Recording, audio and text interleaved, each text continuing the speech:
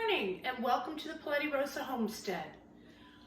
Well, today I am doing something I've never done before, but I've done a lot of research on it. I've watched a lot of videos and I've combined what I have seen from all the people that I trust on what each one of them does, combined it all together and came up with the best way, I think, to dry can potatoes. Okay, so let's get started. So you definitely want to start with washing your potatoes. These are a bunch of small ones that I got from the garden this year. And because of course they come out from the garden, you want to wash them really good. And even if you buy them at the store, I'd still wash them. And basically all I do is I put them in the tub here. Oh, that doesn't look like too good of a one, but I'll try it. And I keep going round and round until my water is clean.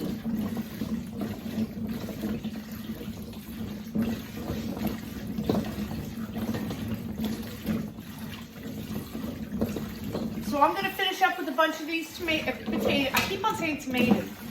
These potatoes, and keeping on cleaning them until I got some nice clear water, and then I'll bring you all back, okay? We'll be right back. So during this time, there's basically two different things I'm doing. Any of the potatoes that are kind of on the soft side, or they're not the greatest, or they've got just whatever, I separate them so that I can plant them in my greenhouse during the winter. So these are some of the bigger potatoes. So basically what you do, I cut off first of all any roots that are growing out of them. And I peel them.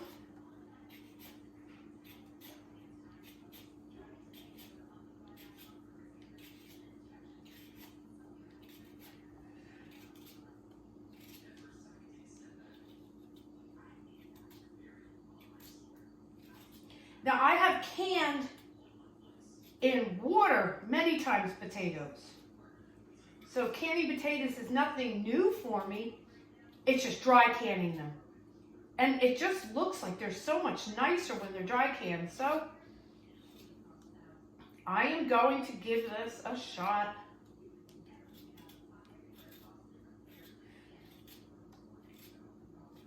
Okay, so after you have peeled it, what you want to do is you want to cut it in normal size that you would put into your pot to cook. And I do mine about that big. And that's what you want to do with all these. You want to peel them all. Okay? So I will be back once I get all these peeled so I can show you the next step. Okay, so I'm on my last potato. And as you can see, I have it in the cold water here. My water is dirty, of course. So you want to keep, right after you peel them, you want to put them in water because you don't want them turning brown. Make sure you save your potato peels if you compost. And the reason why is because it adds nitrogen, phosphorus, potassium, magnesium. All those are great nutritional benefits for your composting bin. And composting your potato peelings adds those nutrients to the pile and benefits the plants that will eventually be growing when using that compost soil.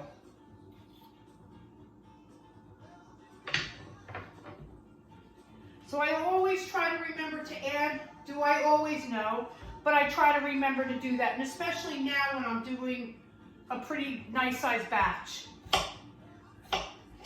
Okay, so these are my potatoes that I have. I'm going to mix them up like this. Then I'm going to turn around and I'm going to dump this water and add new cold water. I'm going to probably mix them around again and then add cold water, and I'm going to leave them on the counter here for about 6 hours in the water. what that does is it takes most of the starch out of the potatoes, which you don't want a lot of starch when you're canning your potatoes. So like I said, you want to dump this out.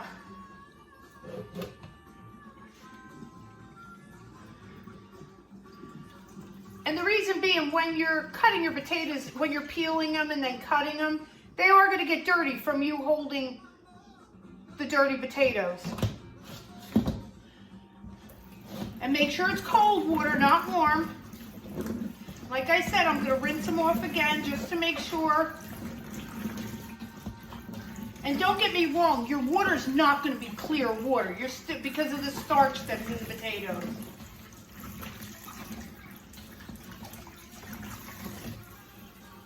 So that's my second rinse.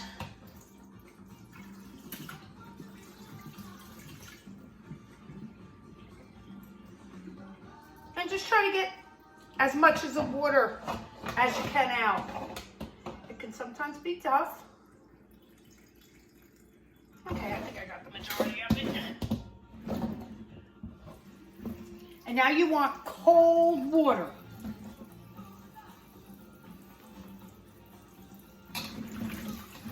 So I'm just going to fill this up with cold water, make sure my potatoes are underneath the water, and I'm going to let it sit for 6 hours.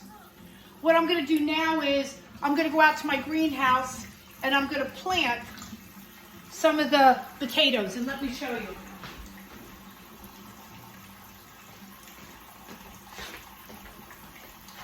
Look at that.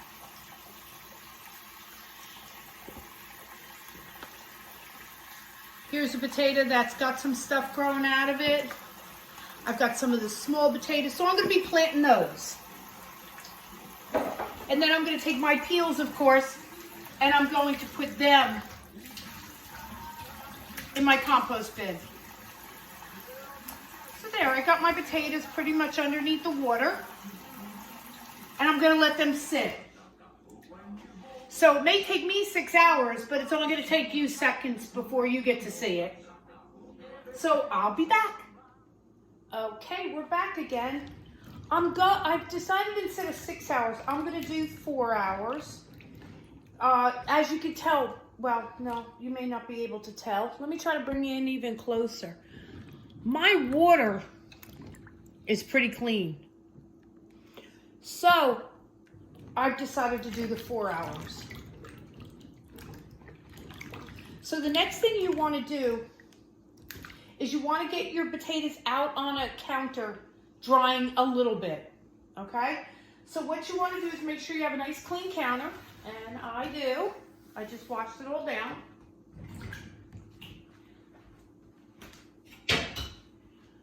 Get a colander. I usually place it right in the water here. And start putting some of your potatoes in.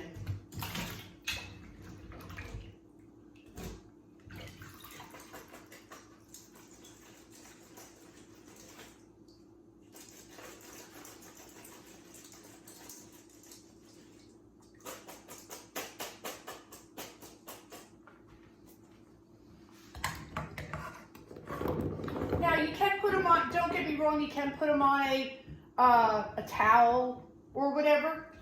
I just leave them right on here.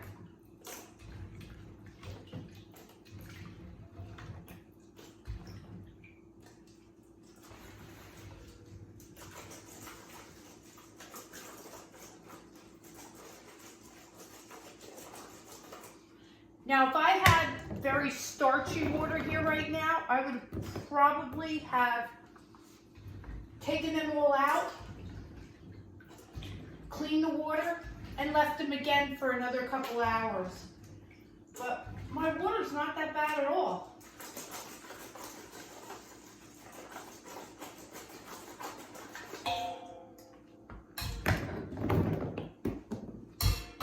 Oh well, one back in the water again.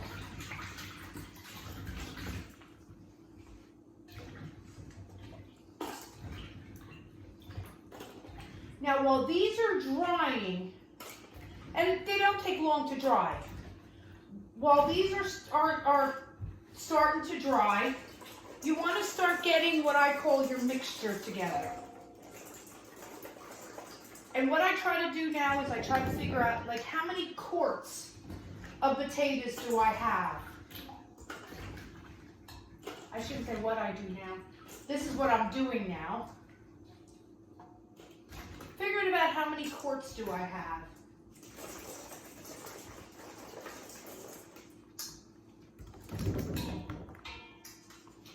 I think I'm probably going to estimate it 5, maybe 6 quarts.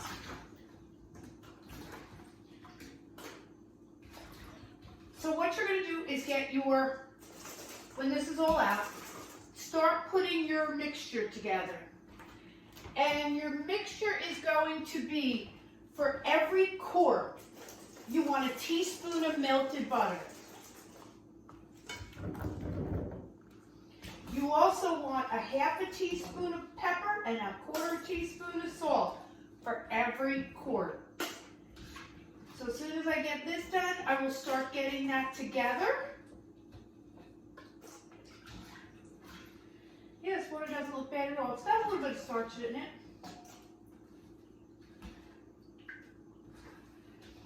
And then I will totally clean this big thing out, the big bowl out.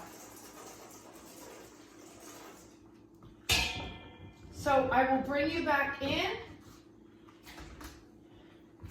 a little while after these are dried down a little bit. You don't want them turning colors, so don't let them turn colors. Okay, so we'll be back. So here are my potatoes and the sauce mix that I made. Now I want to let you know, if you are not using salted butter, then you want to add equal amounts of pepper and salt. And then I added a little bit of onion powder and garlic, just because we love onion powder and garlic. So just push this on top.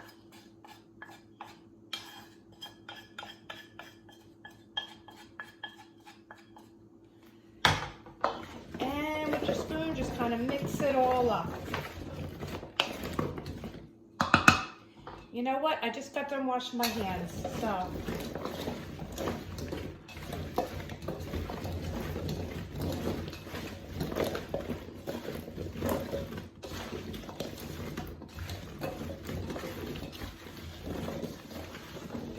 And mix it so you don't really see any clumps on the bottom, and that all your potatoes look like they've gotten some seasoning on it.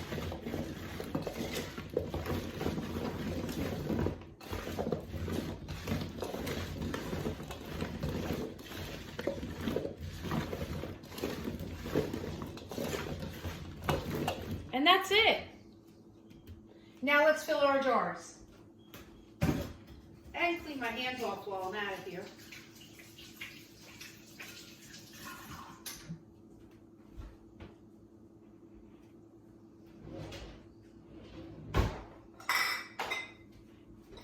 I'll just put 2 jars over at a time.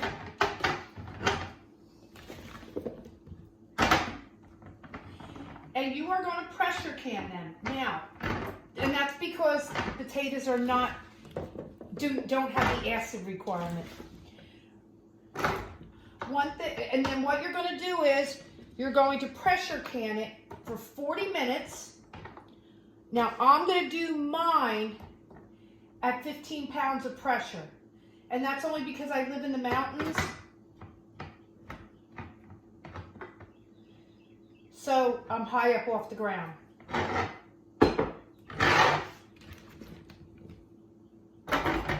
I kind of figured I'm going to need probably 6, and I'll probably have some left over. So for the leftovers, I want to make sure I save some of the small potatoes, because I don't want to use a jar for big potato, a small pint jar for like any big potatoes.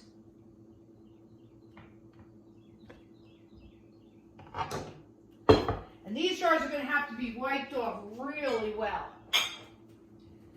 because my hands are all oil, butter, I should say.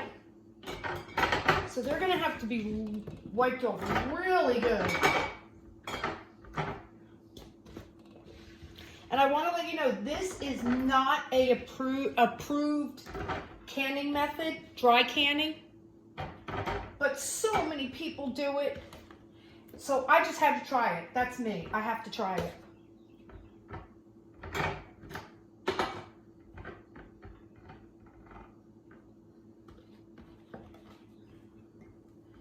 And this just looks so good.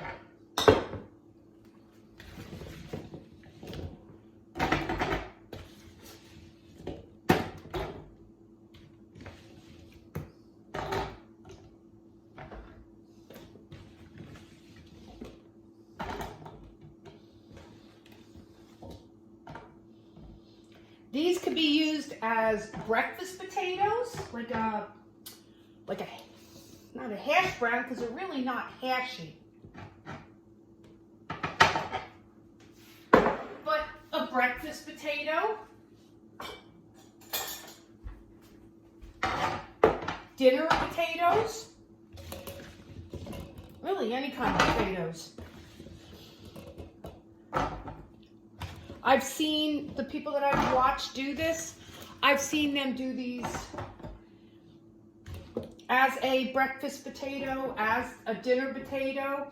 I have not seen them mash it, so I'm not quite sure. Oh, maybe I'll only need the 5, or the 6 I meant.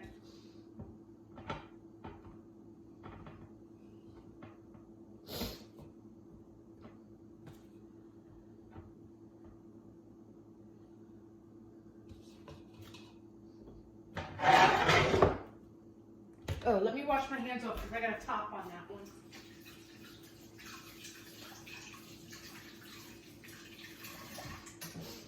My hands feel good being all buttery, soft.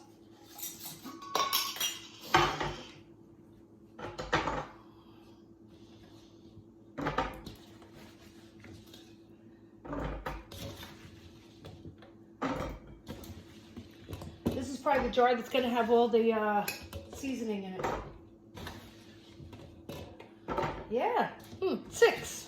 Okay.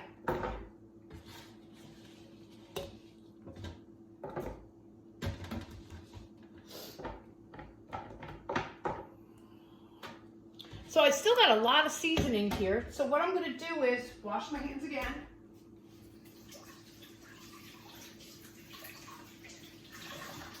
And I'm going to get a spatula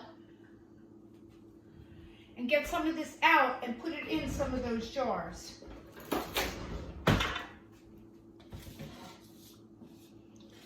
Because this looks too good to clean out. So let me get all my jars up here. That probably has the most in it anyway. The first 2 jars probably have the least in it, so.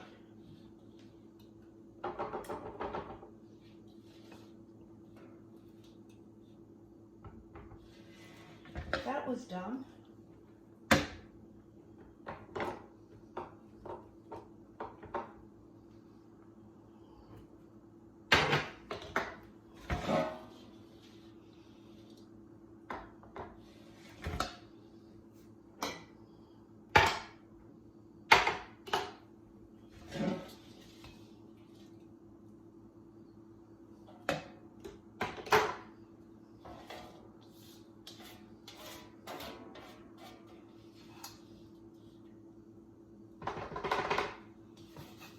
Boy, I'm getting stuff all over.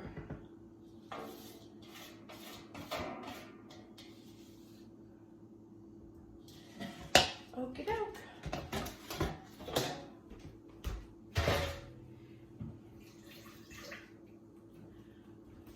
And now I'm going to take a dry paper towel.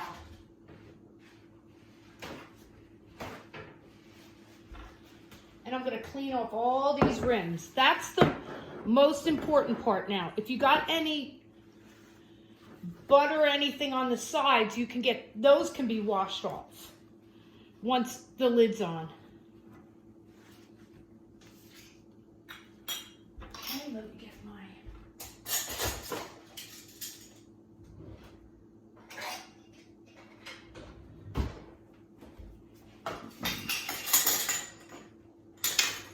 And I just use ball lids. I've got so many upstairs. If I didn't, I may try those four jars, I think they're called. But I've got so many of these upstairs.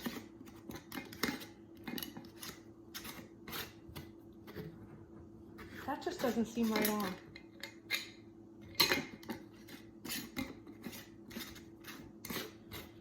That's better.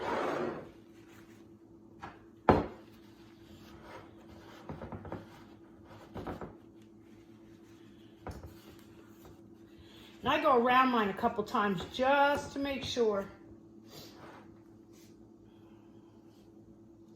That one looks a little weak too.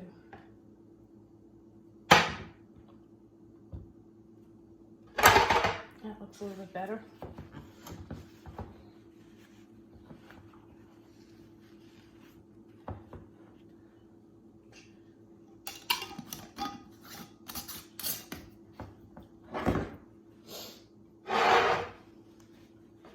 This is very important. I've seen people skip the step about cleaning up on top. And I mean, I've got all stuff on my paper towels here. And if I didn't clean this off, they would never seal.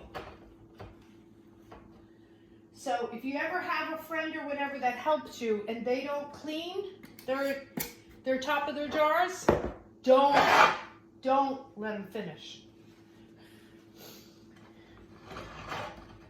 Because cleaning your jars, not cleaning your jars is a waste of time. You'll do all this and then they won't seal, then you'll be upset because they didn't seal.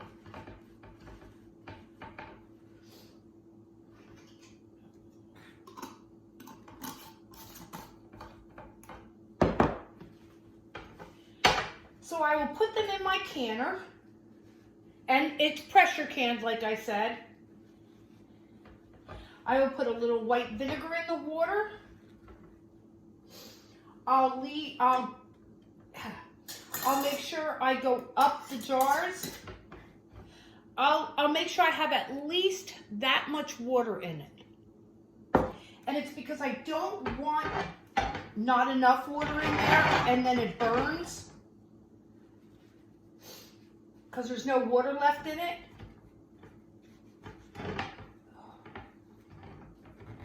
So I want to make sure there's enough water in it. So I'm always a little bit more protective. And I make sure, like I said, it's filled.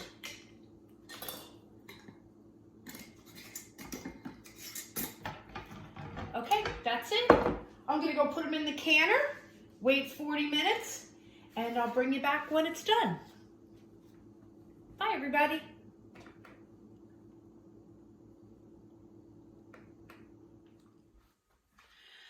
So all of my jars, my 6 jars are in my canner. And I want to go over a little bit why we are doing a pressure canner rather than water bath. Potatoes don't have acid in them. So what we have to do is we have to pressure can it because we need the internal temperature to be enough that it will kill any kind of botulism spores. So if you water bath canned, a boiling temperature of water is 220 degrees. That is not enough to kill botulism spores. So you need to bring that internal temperature up to 240. And you do that by pressure canning. Because what it does is it creates the heat inside your canner and raises the temperature inside your jars. So you want to make sure your internal temperature is 240. Now, if you live at sea level or up to 1,000, and I never could get this right. above, so many feet above sea level. If you are below 1,000 feet below at sea level, between sea level going up to 1,000 feet, you could do it at 10 pounds of pressure. I'm at almost 2,000 feet above sea level, so I can at 15 pounds of pressure. So at where we are, our level above sea level, I need to be at 15 pounds of pressure. And that's only because I am above 1,500. So anything above 1,500 needs the 15 pounds of pressure, which at 15 pounds of pressure, I will be at 240 degrees, which is going to kill your botulism spores. Okay? I hope everybody understands that, and I'll be back.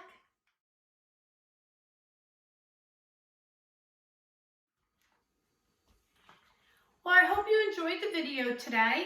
If you haven't yet subscribed, I hope you'll subscribe. The more subscribers I get, the more thumbs up I get, the more comments I get, I'm able to give you more videos that I hope interest you. Please leave me a comment. Let me know of something that you'd be interested in. I'll be glad to try anything. Something different, something new. And also give me a thumbs up. Okay? Enjoy. And thank you, and God bless from the Paleti Rosa Homestead. Bye, everybody.